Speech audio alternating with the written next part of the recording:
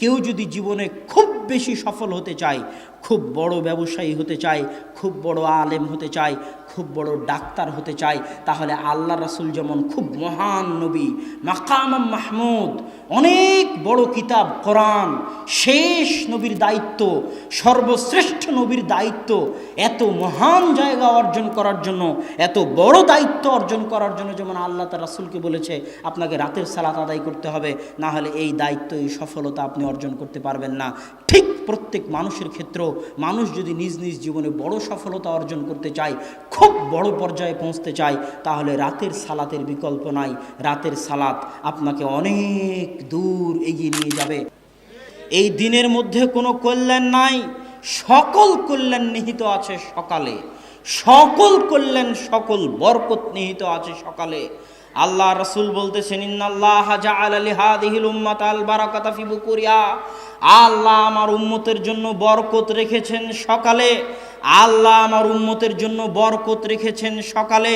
ইবনুল কাইয়িম রাহিমাহুল্লাহ বলতেছেন আমরা সালাফে সালিহিনকে দেখেছি লা ইয়ানামুনা বা'দা সালাতিল ফজরি, আমরা সালাফে সালিহিনকে দেখেছি তারা ফজরের সালাতের পরে কখনোই ঘুমাতেন না। হাত্তা ফিস সিদ্দাহ ওয়া ফিস সাফার, যদিও তারা কঠিন অবস্থার মধ্যে থাকেন না কেন, কঠিন সফরে থাকেন না কেন, সফরে থাকলেও রাত জেগে কাজ করলেও তাদেরকে আমি ফজরের পরে ঘুমাতে দেখিনি। ইয়ান্তাযিরুনা ইলা তুলুইশ শামস, সালাফে সালিহিনকে দেখেছি যদি তাদেরকে ঘুমাতেই হয় রাত্রি জাগরণের কারণে, রাতে কঠিন ও কঠোর পরিশ্রম করার কারণে, তাহলে তারা সূর্য ওঠা পর্যন্ত অপেক্ষা করতেন। সূর্য উঠে যাওয়ার পর ঘুমাতে যেতেন, সূর্য উঠে যাওয়ার পর ঘুমাতে যেতেন। ফজরের পর থেকে নিয়ে সূর্য ওঠা পর্যন্ত এই সময়ে যতই কষ্ট হোক না কেন, ইবনুল কাইয়িম বলতেছেন আমি সালাফে সালিহিনকে ঘুমাতে দেখিনি। কেন? ইন্নাল আরজাক ওয়াল বারাকাহ তানজিলু মিনাস সামা, মানুষের রুজি রুটি বরকত আল্লাহর পক্ষ থেকে সকালবেলা অবতীর্ণ হয়, আল্লাহর পক্ষ থেকে সকালবেলা অবতীর্ণ হয়।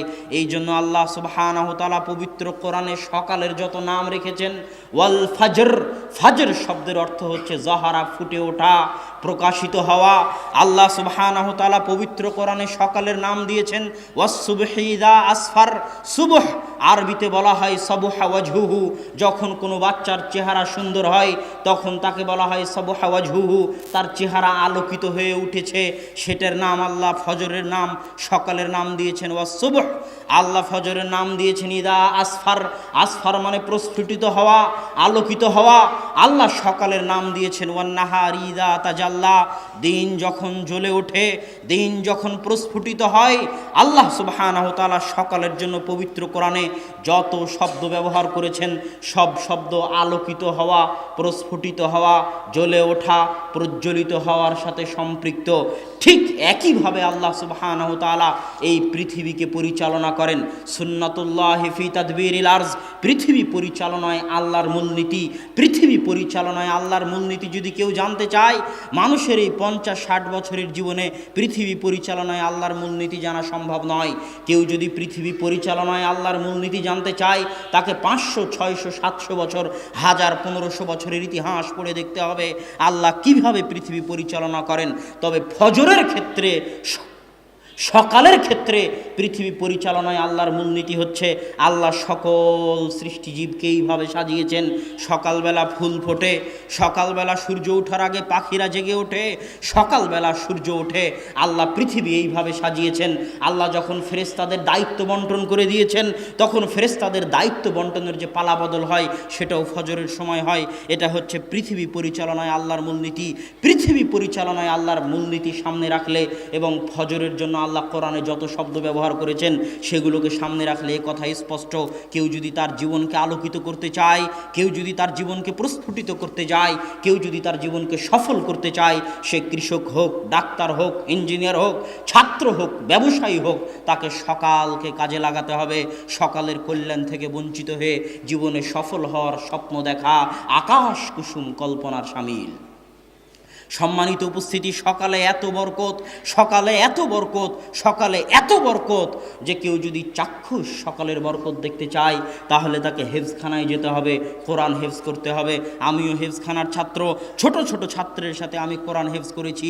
সব হেফজখানায় ফজরের আগে বাচ্চাদের উঠিয়ে দেওয়া হয়। কেননা ওয়াল্লাহে আল্লাহর কসম, ওয়াল্লাহে আল্লাহর কসম, ওয়াল্লাহে আল্লাহর কসম, ফজরের সময় যত কোরআন মুখস্থ হয় সারা দিনের আর কোনো সময়ে অত কোরআন মুখস্থ হয় না। ফজরের সময় যত কোরআন মুখস্থ হয় সারা দিনের আর কোনো সময়ে অত কোরআন মুখস্থ হয় না। আজকে হতভাগা মুসলিম জাতির জন্য আল্লাহ ফজরের সালাত দিয়েছে। ফজরের সালাতের পরে সে কোরআন তেলাওয়াত করবে, কোরআন তেলাওয়াত দিয়ে দিন শুরু করবে। এর চেয়ে কল্যাণকর, এর চেয়ে সুন্দর দিন, এর চেয়ে ভালো দিন, এর চেয়ে উত্তম দিন পৃথিবীতে আর কোনো কিছু হতে পারে না। যেই দিন আল্লাহর বাণী দিয়ে শুরু হয় না ওই দিনের কোনো মূল্য নাই। কেননা আল্লাহ সকল বরকত আসে আল্লাহর পক্ষ থেকে, আর কোরআন হচ্ছে আল্লাহর বাণী।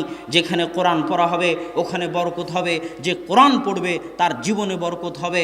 অতএব সুন্দর দিন কেউ যদি টাইম ম্যানেজমেন্ট করতে চায়, সময় বরকত পেতে চায়, তাকে ফজরের সালাত আদায় করতে হবে।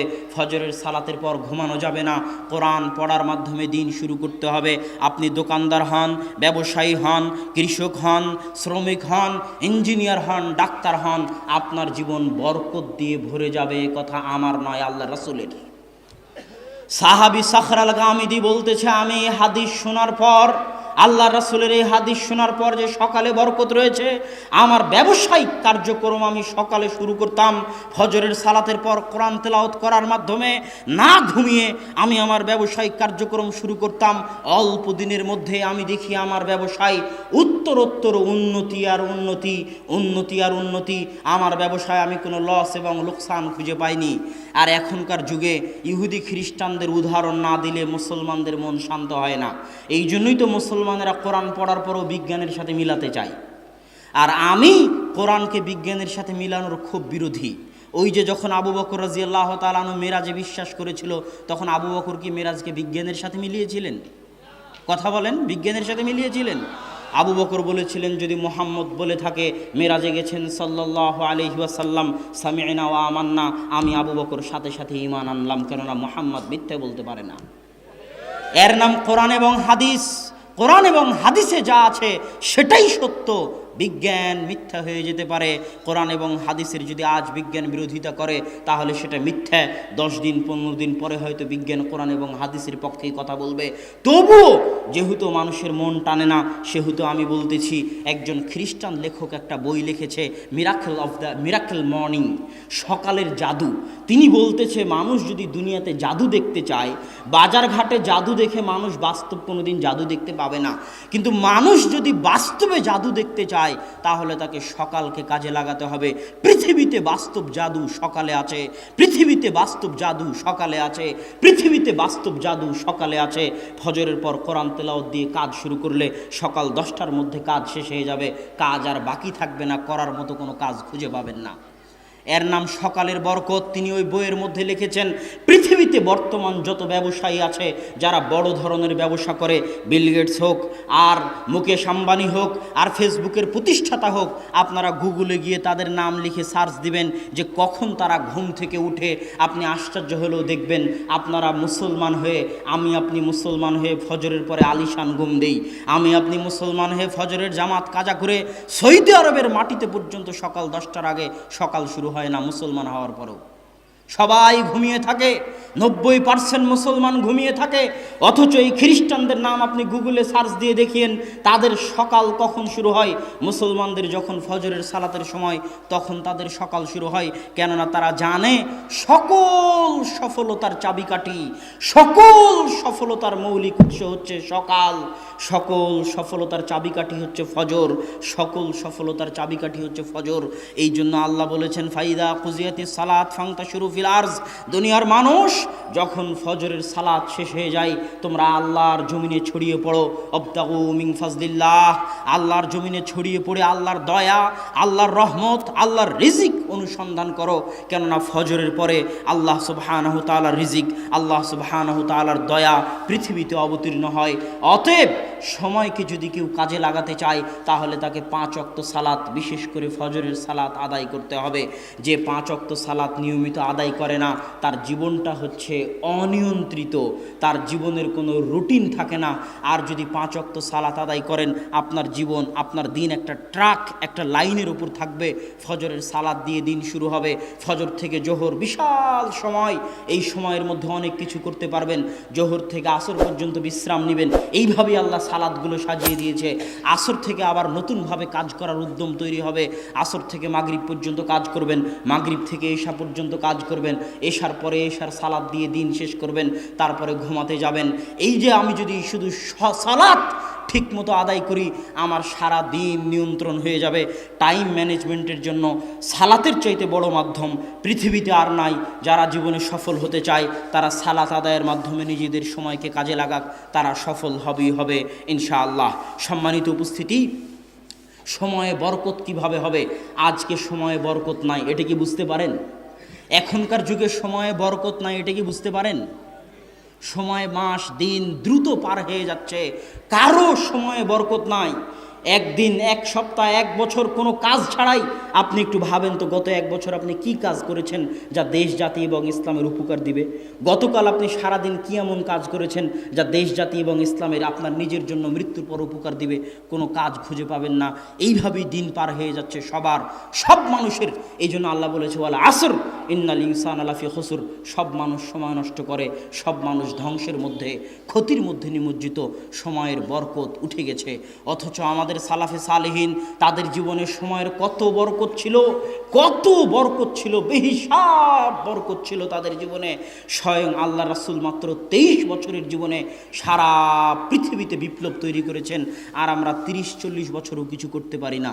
ইমাম নববী রাহিমাহুল্লাহ মাত্র 37-38 বছর বয়সে মারা গেছে, অথচ তার এমন কোনো বই নাই যে বই মুসলমানদের ঘরে স্থান পায়নি। অল্প বয়সে মারা গেছেন, অথচ এত খিদমত করে গেছেন। আল্লাহ তাদের সময়ে বরকত দিয়েছিল। আমাদের সময় হচ্ছে বরকতহীন সময়। কেউ যদি সময়ে বরকত পেতে চায় তাহলে কয়েকটি কাজ জরুরি। এক, সময়ে বরকত পাওয়ার জন্য জরুরি হচ্ছে আল্লাহ সুবহানাহু তাআলাকে স্মরণ করা, আল্লাহ সুবহানাহু তাআলার জিকির করা। আল্লাহ সুবহানাহু তাআলার স্মরণ করা এত বড় ইবাদত, এত বড় ইবাদত, এত বড় ইবাদত যে আল্লাহ সুবহানাহু তাআলা বলছেন ইউনুস যদি মাছের পেটে আমাকে স্মরণ না করত তাহলে আমি ইউনুসকে কিয়ামত পর্যন্ত মাছের পেটে রেখে দিতাম। আল্লাহকে স্মরণ করা এত বড় ইবাদত, আল্লাহকে স্মরণ করা এত বড় ইবাদত। আল্লাহ বলছেন ফাযকুরুনি আযকুরুকুম। দুনিয়ার মানুষ পৃথিবীর যেখানেই থাকো না কেন, আফ্রিকার জঙ্গলে থাকো আর আটলান্টিক মহাসাগরের অতল গহ্বরে থাকো, যেখান থেকে আমাকে স্মরণ করো না কেন, আমি আল্লাহ এই মহাপরাক্রমশালী সত্তা হওয়ার পরেও, সারা পৃথিবীর মালিক হওয়ার পরেও যেখান থেকে আমাকে স্মরণ করবে আমি আল্লাহ সেখানেই, সেই অবস্থাতেই তোমাকেও স্মরণ করব। আল্লাহু আকবার, আল্লাহু আকবার। আল্লাহ সুবহানাহু তাআলার এই কথার মূল্য দেওয়ার মতো, আল্লাহ সুবহানাহু তাআলার এই কথার মূল্য দেওয়ার মতো যোগ্যতা আমাদের নাই। আমরা যদি সময়ে বরকত পেতে চাই আল্লাহকে স্মরণ করতে হবে। দলিল, ফাতেমা রাদিয়াল্লাহু তাআলা আনহা যখন আল্লাহ রাসূলকে বললেন, আল্লাহ রাসূল আমার হাত ওই আটা পিষার জন্য ওই জাতা ঘুরাতে ঘুরাতে আমার হাত ঘা হয়ে গেছে, হাতে ব্যথা হয়ে গেছে, হাত লাগে, হাত ব্যথা হয়ে গেছে, চামড়া জড়সড় হয়ে গেছে, আপনি আমাকে একটা খাদেম দিন। তখন রাসূল সাল্লাল্লাহু আলাইহি ওয়াসাল্লাম বলেন আলা আদুল্লুকুমা মা হুয়া, আমি কি তোমাদেরকে ওই জিনিসের দিকে ডাক দিব না, ওই জিনিসের কথা তোমাদের বলে দিব না যেটা একটা খাদেম দেওয়ার চাইতে তোমাদের জন্য বেশি কল্যাণ করা হবে। ফাতেমা রাদিয়াল্লাহু তাআলা আনহা চাইলেন খাদেম, আর আল্লাহর রাসূল বলতেছেন খাদেমের দরকার নাই, একটা জিনিস বলে দিচ্ছে ওটার উপর যদি আমল করো খাদেমের চাইতে বেশি উপকার পাবা। কি? 33 বার সুবহানাল্লাহ বলবা, 33 বার আল্লাহু আকবার বলবা, 33 বার আলহামদুলিল্লাহ বলবা, খাদেমের চাইতে বেশি উপকার পাবা।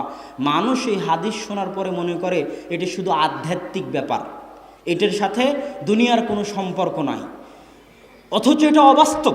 আল্লাহ রাসূলের কাছে চাওয়া হচ্ছে খাদেম, কাজের লোক চাওয়া হচ্ছে, আর আল্লাহ রাসূল শিখিয়ে দিচ্ছেন কি কথা বলেন না কেন? আল্লাহ রাসূল কি শিখিয়ে দিচ্ছে? জিকির শিখিয়ে দিচ্ছে। এটা অবাস্তব কিছু নয়, এটা বাস্তব। যে যদি ফাতেমা জিকির করে তাহলে ফাতেমা তার অভ্যন্তরে এমন শক্তির অনুভব করবে, তার সময়ে এমন বরকত পাবে, তার শরীরে এমন শক্তির অনুভব করবে যে খাদেমের আর প্রয়োজন হবে না, খাদেমের চাইতেও বেশি সে কাজ করতে পারবে শুধু জিকিরের মাধ্যমে। আল্লাহু আকবার। অথচ মানুষ এই হাদিসটা সঠিকভাবে বুঝতে চায় না। এই জন্য ইবনে তাইমিয়া রাহিমাহুল্লাহ, ইবনুল কাইয়িম বলতেছেন, ইবনে তাইমিয়া রাহিমাহুল্লাহ ফজরের পর থেকে নিয়ে 8টা 9টা 10টা পর্যন্ত আল্লাহ সুবহানাহু ওয়া তাআলার জিকির করতেন একা একা। তো একদিন অনেক দেরি হয়ে গেছে, তখন ইবনুল কাইয়িম বললেন, আপনি সকালের নাস্তা করবেন না? তখন ইবনে তাইমিয়া বললেন, এটাই ছিল আমার সকালের নাস্তা। আমি ফজরের পর থেকে যদি এই 2-3 ঘন্টা আল্লাহ সুবহানাহু ওয়া তাআলাকে স্মরণ না করতাম তাহলে আমার পেট, আমার অন্তর, আমার আত্মা ভর্তি হতো না, আমি সারাদিনে কিছু শান্তি মতো করতে পেতাম না। মানুষের যেমন পেটের খাবার লাগে, মানুষের তেমন আত্মার খাবার লাগে, কিন্তু মানুষ বুঝে না। আমি যখন বক্তব্যে এই কথাটা বলি তখন মানুষ আশ্চর্য হয় যে তাহাজ্জুদের সালাত আবার সফলতার মাধ্যম। জি, তাহাজ্জুদের সালাত সফলতার মাধ্যম। দলিল আল্লাহ সুবহানাহু ওয়া তাআলা কোরআনে বলছে, ইয়া আইয়ুহাল মুযাম্মিল কুমিল লাইলা ইল্লা কালিলা নিসফাহু আও ইনকুস মিনহু কালিলা আও জিদ আলাইহি ওয়া রাত্তিলিল কুরআনা তারতিলা ইন্না সানুলকি আলাইকা কওলান সাকিলা। হে চাদর যে মুড়িয়ে আছো, উঠো, রাত্রে সালাত আদায় করো, অল্প হলেও করো, অতি কম পরিমাণ হলেও তুমি রাত্রে সালাত আদায় করো। কেন কেন রাত্রে সালাত আদায় করতে হবে?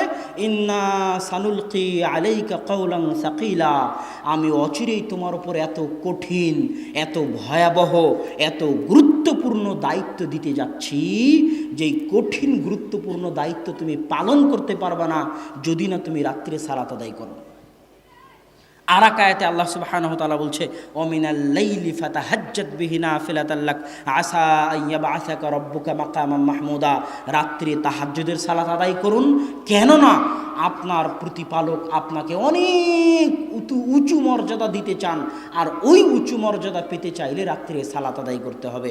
এই দুটো আয়াত দিয়ে আমি আপনাকে বলতে চাচ্ছি, কেউ যদি জীবনে খুব বেশি সফল হতে চায়, খুব বড় ব্যবসায়ী হতে চায়, খুব বড় আলেম হতে চায়, খুব বড় ডাক্তার হতে চায়, তাহলে আল্লাহ রাসূল যেমন খুব মহান নবী, মাকাম মাহমুদ, অনেক বড় কিতাব কোরআন, শেষ নবীর দায়িত্ব, সর্বশ্রেষ্ঠ নবীর দায়িত্ব, এত মহান জায়গা অর্জন করার জন্য, এত বড় দায়িত্ব অর্জন করার জন্য যেমন আল্লাহ তার রাসূলকে বলেছে আপনাকে রাতের সালাত আদায় করতে হবে, না হলে এই দায়িত্ব, এই সফলতা আপনি অর্জন করতে পারবেন না।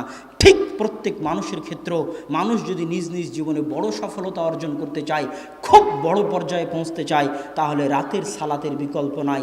রাতের সালাত আপনাকে অনেক দূর এগিয়ে নিয়ে যাবে, আপনার ব্যক্তিগত, আপনার পারিবারিক, সামাজিক, রাষ্ট্রীয় সকল ক্ষেত্রে রাতের সালাত আপনাকে মহান সফলতা দিবে, এত কোনো সন্দেহ নাই। অতএব রাতের সালাত আদায় করতে হবে। আল্লাহ সুবহানাহু ওয়া তাআলা আমাদেরকে রাতের সালাত আদায়ের তৌফিক দান করুক, আল্লাহুম্মা আমিন। সম্মানিত উপস্থিতি, রাতের সালাতের অনেক ফজিলত আছে, যেটা আপনারা আব্বুর বক্তব্যে অনেক সময় শুনতে পাবেন যে রাতের সালাতের আরও কত ফজিলত আছে।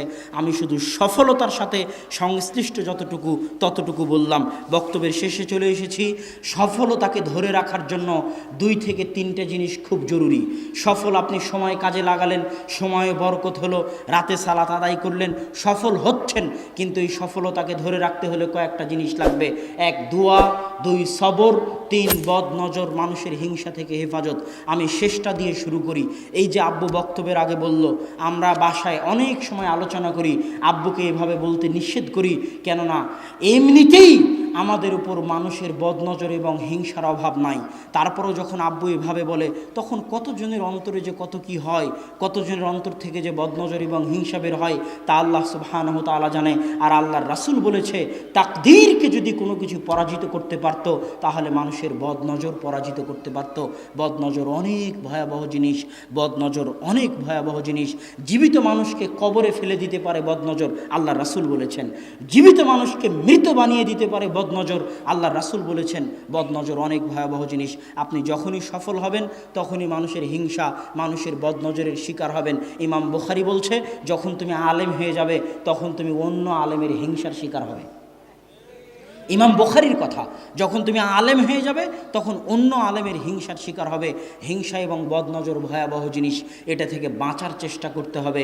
সকাল এবং সন্ধ্যার দোয়াগুলো মুখস্থ করে নাস ফালাক ইখলাস পড়ার মাধ্যমে, নিজেকে ফু দেওয়ার মাধ্যমে, বিসমিল্লাহি লা ইয়াযুররু মা ইসমিহি শাইউন ফিল আরদি ওয়ালা ফিস সামা ওয়া হুয়াস সামিউল বাসীর, এটা 3 বার পড়ার মাধ্যমে, আউযু বিকালিমাতিল্লাহি তাম্মাহ মিন কুল্লি শাইতানিন ওয়া হাম্মাহ ওয়া মিন কুল্লি আইনিন লাম্মাহ, এই দোয়া পড়ার মাধ্যমে, এগুলোর মাধ্যমে নিজেকে বদনজর থেকে হেফাজত করার চেষ্টা করতে হবে। ছোট ছোট বাচ্চাকে ফু দিতে হবে এই দোয়াগুলো পড়ে, যেন তারা মানুষের বদনজর থেকে হেফাজতে থাকে। আপনি নিজেও যদি প্রশংসা করেন আপনার ছেলের, আপনি নিজেও যদি প্রশংসা করেন আপনার বউয়ের, তাহলে মাশাআল্লাহ বলবেন, বারাকাল্লাহ বলবেন। সৌদি আরবে যদি কোনো সৌদি ছেলের প্রশংসা করেন আর যদি বারাকাল্লাহ মাশাআল্লাহ না বলেন, তাহলে আপনার হাত পা ধরে মাশাআল্লাহ বারাকাল্লাহ বলিয়ে নিবে। কেননা শুধু প্রশংসা বদনজর হতে পারে, দোয়াবিহীন প্রশংসা বদনজর হতে পারে, দোয়াবিহীন প্রশংসা বদনজর হতে পারে। এই জন্য যেই আপনার প্রশংসা করুক না কেন, তার মুখ থেকে দোয়া বের করিয়ে নেবেন, যে বারাকাল্লাহ বলে যাও, মাশাআল্লাহ বলে যাও, লা হাওলা ওয়ালা কুওয়াতা ইল্লা বিল্লাহ বলে যাও। যেই প্রশংসা করবে তার মুখ থেকে দোয়া বের করে নিতে হবে। আর আপনি নিজেও যখন প্রশংসা করবেন তখনও দোয়া করতে হবে, কেননা দোয়া ছাড়া প্রশংসা বদনজর। আল্লাহ যে কোনো সফলতা ধ্বংস হয়ে যেতে পারে বদনজর দিয়ে। আল্লাহ সুবহানাহু ওয়া তাআলা আমাদেরকে মানুষের বদনজর এবং হিংসা থেকে হেফাজতে রাখার তৌফিক দান করুক। আল্লাহুম্মা আমিন।